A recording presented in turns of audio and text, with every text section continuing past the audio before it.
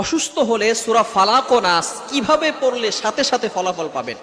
Most important subject, খুবই গুরুত্বপূর্ণ বিষয়। যখনই আমরা অসুস্থ হয়ে যাব তখনই আমরা সূরাতুল ফালাক এবং সূরা নাস এটা যদি আমরা যেভাবে আল্লাহ রাসূল সাল্লাল্লাহু আলাইহি সাল্লাম পড়েছেন সেভাবে যদি পড়তে পারি, আল্লাহ তাআলা আমাদেরকে সুস্থতার নিয়ামত দান করবেন। আপনি আমল করেই বুঝতে পারবেন এবং ফলাফল আপনি নিজ চোখে দেখতে পারবেন।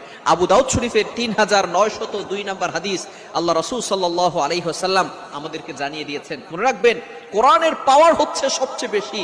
আল্লাহ পাক রব্বুল আলামিন পবিত্র কোরআনুল কারীমের ভিতরে নিজেই ঘোষণা করে দিয়েছেন। আপনি পবিত্র কোরআনুল কারীম খুলুন, 15 নম্বর পারা 9 নম্বর পৃষ্ঠার 2 নম্বর লাইন, সূরা বনী ইসরাঈলের 82 নম্বর আয়াতে আল্লাহ তাআলা বলেন, ওয়া নুনাজ্জিলু মিনাল কোরআনি মা হুয়া শিফাউ ওয়া রাহমাতুল লিল মুমিনিন। আমি আল্লাহ তাআলা মুমিনদের উপরে এই কোরআনটা রহমত স্বরূপ, শেফা স্বরূপ নাজিল করেছি। বলেন সুবহানাল্লাহ। আপনি অসুস্থ হয়েছেন, আপনি কোরআনের উপরে বিশ্বাস রাখেন এবং কোরআনের সূরাতুল ফালাক এবং সূরাতুন নাস কিভাবে পড়বেন?